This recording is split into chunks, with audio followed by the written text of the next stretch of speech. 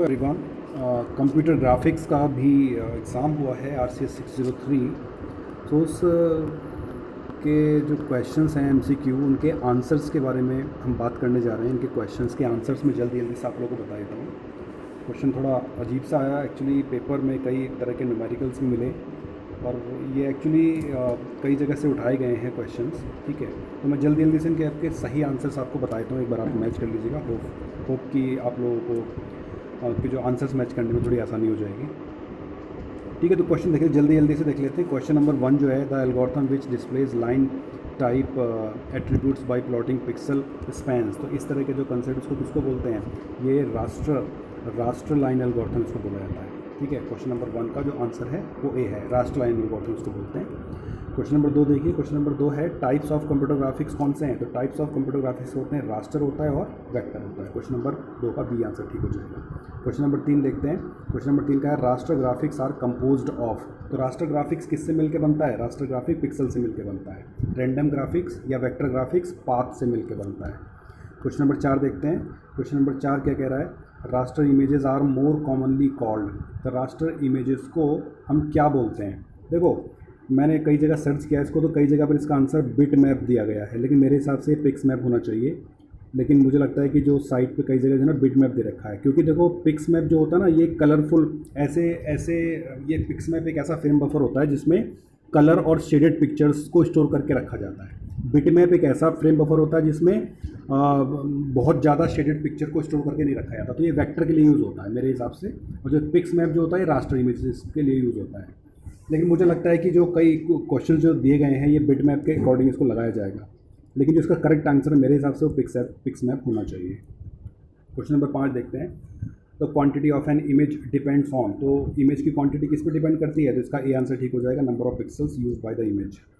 ठीक है, आगे देखते हैं क्वेश्चन नंबर 6। तो which one is not a type of basic field style. तो बताइए, ये एक बेसिक ग्राफिक फंक्शंस हैं, कई सारे बेसिक ग्राफिक फंक्शंस होते हैं, तो इसमें पूछ रहा है कि कौन सा नहीं है। तो देखो, सॉलिड कलर भी होता है, हॉलो भी होता है, पैटर्न भी होता है, डार्क नहीं होता है।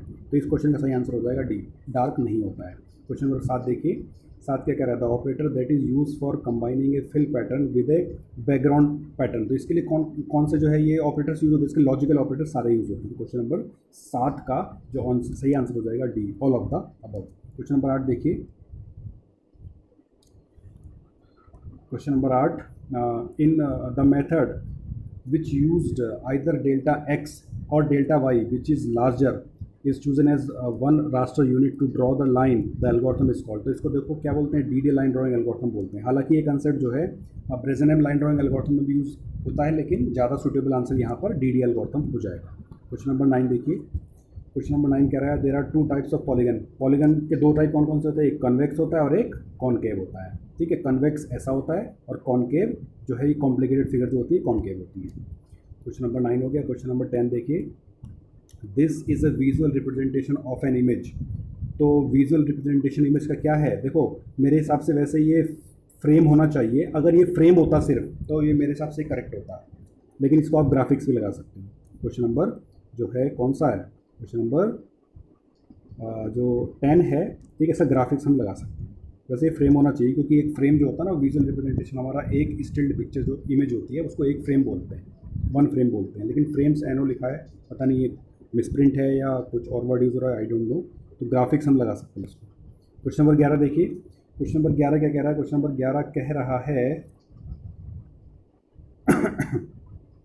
क्वेश्चन नंबर 11 कह रहा है, ये 11 जो है ये डेफिनेशन है आस्पेक्ट रेशियो की है, कि वर्टिकली और हॉरिजॉन्टली जो पिक्सल्स हैं वो इक्वल लेंथ जो बनाते हैं वो आस्पेक्ट रेशियोज को बोलते हैं। आस्पेक्ट रेशियो की डेफिनेशन है। क्वेश्चन नंबर 12 देखिए। क्वेश्चन नंबर 12 जो है ये डेफिनेशन किसकी है, रेजोल्यूशन की डेफिनेशन है।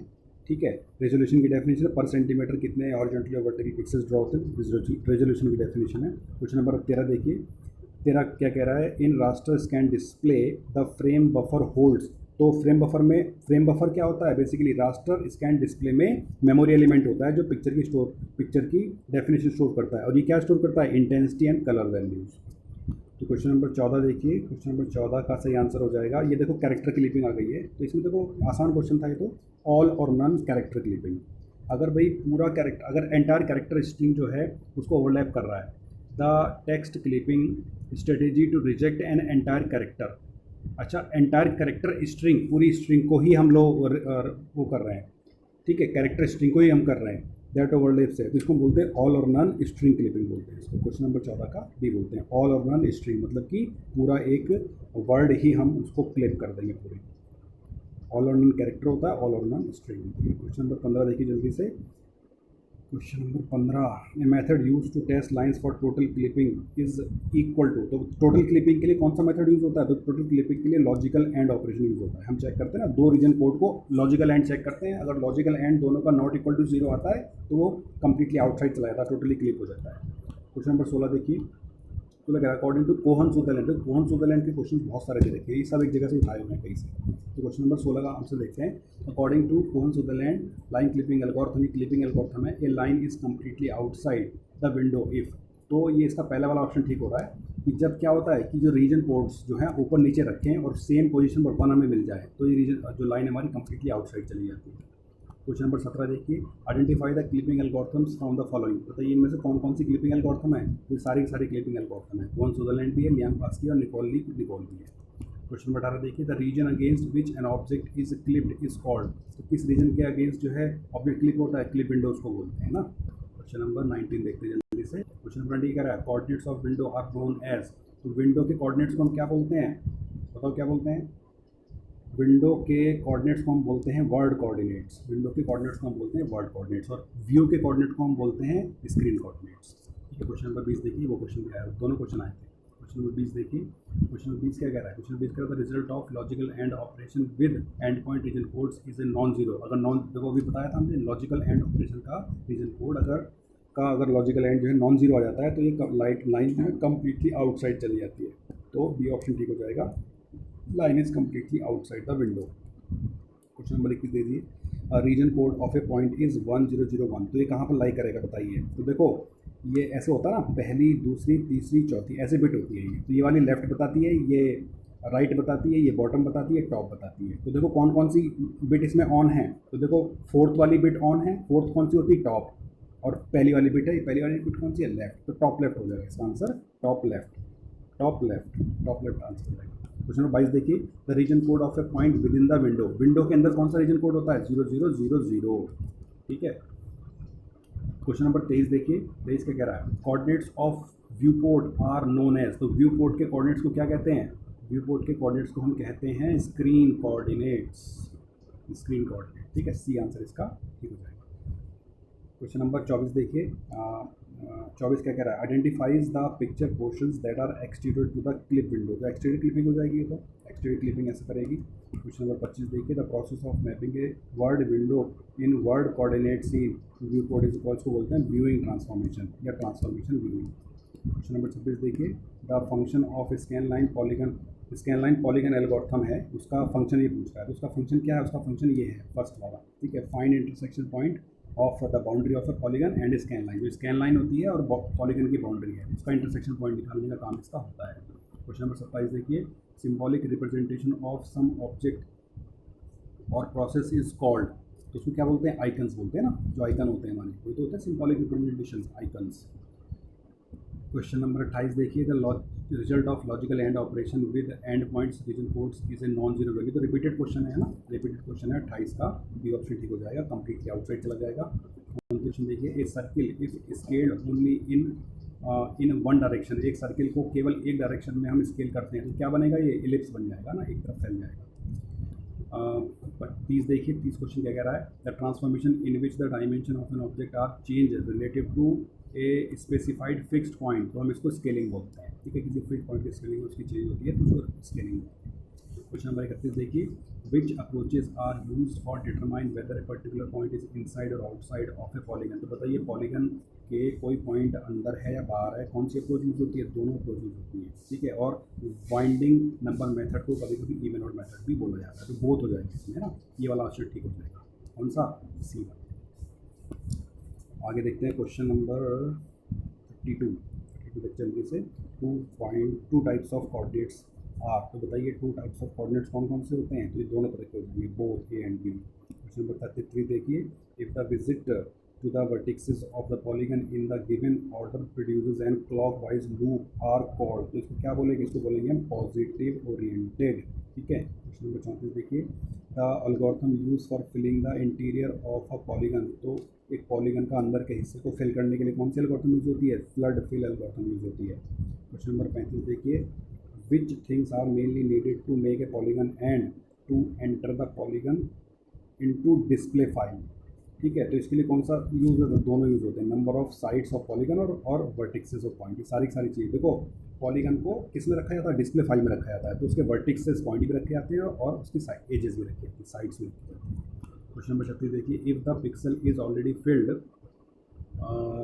With desired colour then leaves it otherwise fills it. This algorithm, इसको इस एल्गोरिथम क्या बोलते हैं, इस एल्गोरिथम को हम बोलते हैं बाउंड्री फिल एल्गोरिथम।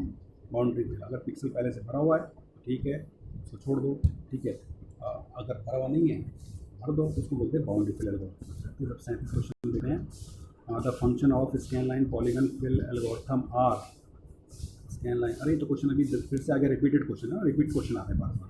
तो क्वेश्चन नंबर 37 का ए ऑप्शन ठीक हो जाएगा। पॉलीगन की जो ए बाउंड्री है और स्कैन लाइन दोनों का इंटरसेक्शन निकालने के लिए इसका काम होता है। 38 क्वेश्चन देखिए, if the boundary is specified in a single color and the algorithm proceed pixels by pixel until the boundary color is reached। तो ऐसी एल्गोरिथम को हम क्या बोलते हैं, इसको हम बोलते हैं boundary fill algorithm. 39 question, the Cohen Sutherland output algorithm, if both the end points of the line has output 1 0 0 0 then the line lies in the. तो लाइन बताइए कौन से रीजन में लाई करेगी, तो ये बताया था हमने। ठीक है, ये होगा टॉप हो जाएगा, टॉप। ये टॉप क्यों, क्योंकि देखो ये पहली वाली बिट लेफ्ट, दूसरी राइट, तीसरी बॉटम, चौथी टॉप, तो चौथी वाली ऑन है तो टॉप पे रहेगी। ठीक है ना। क्वेश्चन नंबर 40 देखिए, 40 क्वेश्चन का आंसर क्या है कि ये है the end point of polygon are called polygon, the end point of polygon. तो पॉलीगन के एंड पॉइंट्स को हम क्या बोलते हैं, बताओ क्या बोलते हैं, इनको हम वर्टिसेस बोलते हैं। ठीक है, question number 41, adjacent pixels are likely to have same characteristics. जो आसपास के पिक्सल्स हैं उनके अंदर सेम प्रॉपर्टी होती है, क्या बोलते हैं, इसको कोहेरेंस बोलते हैं ना, कोहेरेंस बोलते हैं। 42 क्वेश्चन, तो कई तरह के न्यूमेरिकल्स भी आए हैं, तो इनको सॉल्व करके जो आंसर्स निकाले गए हैं वो ये है कि क्वेश्चन नंबर जो 42 है, clip wing window has coordinates, इस तरह से क्वेश्चन है, तो इसका आंसर है 42 का बी ऑप्शन इसका ठीक होने वाला है। आप मैच कर लीजिएगा, बी ऑप्शन आपका ठीक होगा। क्वेश्चन नंबर 43 एक न्यूमेरिकल क्वेश्चन है छोटा सा। ठीक है, अगर आप कहोगे तो मैं इसका सॉल्यूशन बना के प्रॉपर तरीके से आपको दे दूँगा, लेकिन अभी मैं आंसर बता रहा हूँ। 43 का जो आंसर हो जाएगा दैट विल बी ए। ठीक है, 44 चलते हैं। 44 में क्या है, 44 में एक न्यूमेरिकल क्वेश्चन है छोटा सा, तो 44 का जो आंसर है इसका भी हो जाएगा ऑप्शन ए। 44 का ये आंसर ठीक है। फिर आगे बढ़ते हैं, 44 के बाद 45, फिर से एक न्यूमेरिकल आगे छोटा सा। 45 का जो सही आंसर हो जाएगा दैट विल बी, ये पार्शियली विजिबल आएगी ये लाइन, जब हम इसको चेक करेंगे ना रख के, तो ये पार्शियली विजिबल होगी। 45 का हो जाएगा सी। फिर आता है 46, 46 का हो जाएगा फ्लड फिल एल्गोरिथम।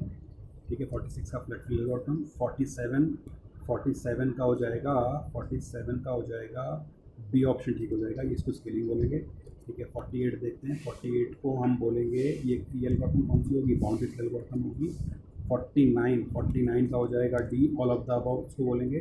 50 का हो जाएगा ए। ठीक है, 50 का ए, ये बताया कि कैसे उसको लिखते हैं ना, तो 50 का ए हो जाएगा। 51 का पॉजिटिवली ओरिएंटेड हो जाएगा, ये बी, क्वेश्चन रिपीटेड है। ठीक है, फिर आएगा 52 का आंसर हो जाएगा सी, इसको व्यू रेफरेंस पॉइंट बोलते हैं। 53 का आंसर हो जाएगा सी, टॉप लेफ्ट रिपीटेड क्वेश्चन है। 54 का सही आंसर हो जाएगा ए। ठीक है, इसको कैलकुलेट करेंगे तो यही आंसर आएगा, अगर मैच कर लीजिएगा। 55 का आंसर हो जाएगा बी, इसको पॉलीगन बोलते हैं। ठीक है, 56 का सही आंसर हो जाएगा बी। ठीक है, इसको जो बनाएंगे हम तो ये बी मिलेगा हमको। 57 का सही आंसर हो जाएगा, 57 का सही आंसर हो जाएगा 1, एक इंटरसेक्शन पॉइंट मिलेगा। ठीक है, तो इसको हम जब बनाएंगे तो ये मिलेगा, तो ये न्यूमेरिकल साइड छोटे छोटे को बना के हम देखेंगे तो यही आएगा। 58 का सही आंसर हो जाएगा, इसको ट्रांसलेशन बोलते हैं। 59 को हम बोलेंगे 59 क्या है कि 2 टाइप्स ऑफ पॉलीगन कौन से होते हैं, रिपीटेड क्वेश्चन है, कितने सारे क्वेश्चन रिपीट हो गए इसमें। कॉन्वेक्स एंड कॉन्केव, ठीक है। 60 क्वेश्चन, 60 का ये भी शायद रिपीटेड क्वेश्चन है, कंप्लीटली विजिबल नॉट रिपीटेड, है ना, आगे शायद रिपीट होगा। फिर 61 क्वेश्चन का सही आंसर है, इसको पॉलीगन फिलिंग बोलते हैं, सूडरलैंड हॉज में जो है पॉलीगन फिलिंग एल्गोरिथम है। 62 जो है क्या है, ये एक कनकेव पॉलीगन की डेफिनेशन है, ठीक है। ये ऐसे होता है, ऐसे करके तो जब एक लाइन हम अंदर रख के एक पॉइंट दोनों को मिलाएंगे तो कट कर रहा ना तो यहाँ पे, इसको कनकेव बोलते हैं। क्वेश्चन नंबर 63 देखिए, 63 का सही आंसर हो जाएगा, 63 का सही आंसर हो जाएगा डी, ओनली ए करेक्ट होगा।